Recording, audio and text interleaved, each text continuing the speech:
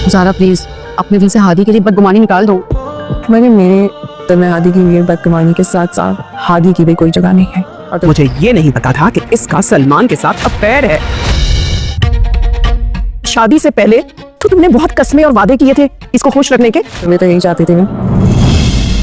मुझे नहीं जाना किसी भी डॉक्टर के पास। कहीं ऐसा तो नहीं कि मैं डर लगता है कि तुम्हारा राज ना खुल जाए। क्यों? क्या हुआ? घबरा क्यों गई दोनों? शादी से पहले मुझे ये नहीं पता था कि इसका सलमान के साथ अफेयर है। ऐसी बातें छुपती नहीं। मैं अच्छे से जानती हूँ कि तुम्हें सब मालूम था। तुम लोगों का क्या ख्याल है कि मुझे कभी पता नहीं चलेगा इस बात का? हादी ने मुझसे कुछ नहीं कहा। मैं खुद तुमसे मिलकर उसके मुतालिक कुछ बात करना चाह रही हूँ।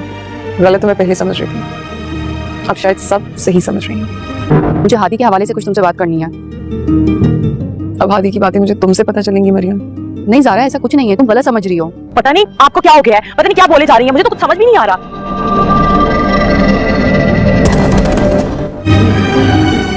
एनीवेज मुझे हादी के बारे में तुमसे या कुछ भी कोई बात नहीं करनी, तो प्लीज मुझे दोबारा कांटेक्ट मत करना। ये किसने कहा है आपसे?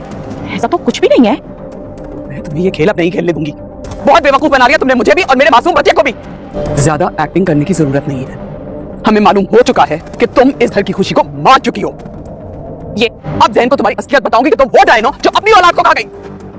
आखिरकार वो घड़ी आ गई जिसका हम सबको इंतज़ार था। मेहरू की हकीकत जो है अब उसकी सास के सामने आ गई है और मेहरू के पास अब बचने का कोई भी मौका और कोई भी बहाना बाकी नहीं बचा है।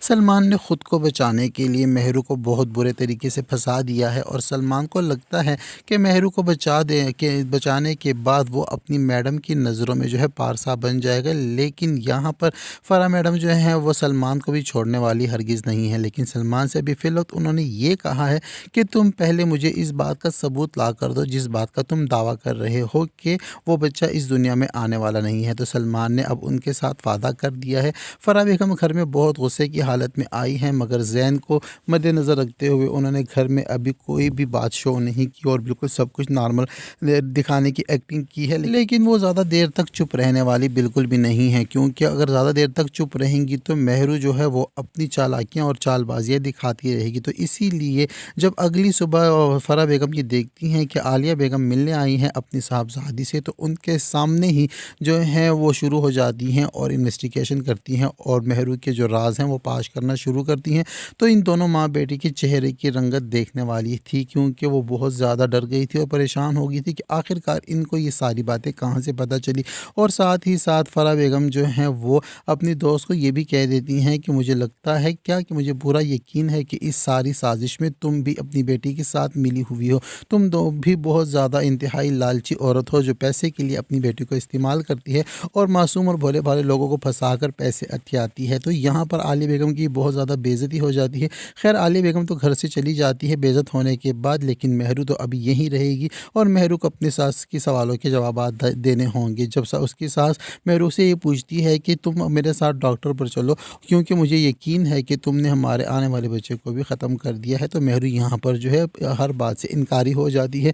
लेकिन फ़रा बेगम जो है वो अब इस बार पीछे हटने वाली नहीं है और मेहरू से यही कहती हैं कि अगर तुम सच्ची हो और बेगुनाह हो तो अपनी बेगुनाही का सबूत दो और मेरे साथ डॉक्टर पर चलो और मुझे इस बात का यकीन दिलाओ कि तुम अब भी प्रेग्नेंट हो। लेकिन यहाँ पर जो मेहरू है उसके तो चेहरे की रंगत ही बदल चुकी है, क्योंकि अगर डॉक्टर के पास चलेगी तो उसके सारे जो काले करतूत हैं वो सबके सामने आ जाएंगे। और यहाँ तक तो फ़रा बेगम ने उसको कह दिया है कि अगर ये बात मैं तुम्हें बता दूँ अपने बेटे ज़ैन को तो वो तो तुम्हें उसी वक्त धक्के मारकर घर से बाहर निकाल देगा और तुम्हारा मैं क्या हशर और क्या अंजाम करूँगी ये तुम सोच भी नहीं सकती। अब फ़रा बेगम ने खुलेआम धमकी दे दी है आलिया बेगम को भी और उसकी बेटी मेहरू को भी। उधर दूसरी जानिब जो मरियम है उसका दिल अब आहिस्ता आहिस्ता नरम हो रहा है, क्योंकि उसने भरपूर कोशिश करके देख ली है लेकिन हादी उसकी तरफ माइल नहीं हो रहा। तो अब मरियम खुद ही उसके रास्ते से हट गई है।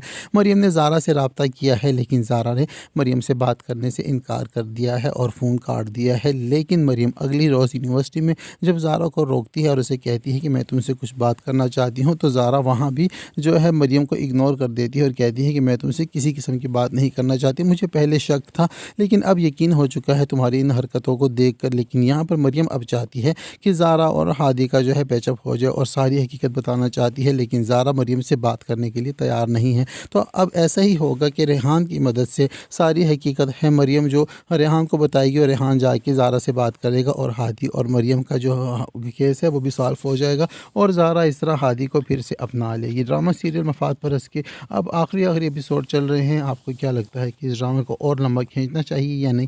कमेंट सेक्शन में अपनी राय का इजहार ज़रूर करें। वीडियो पसंद आती है तो वीडियो को लाइक और हमारे YouTube channel Khan drama review को सब्सक्राइब करना हरगिज़ ना भूलें। साथ ही साथ प्यारा सा कमेंट भी कर दें। अब तक के लिए इतना ही, मिलते हैं नेक्स्ट वीडियो के साथ।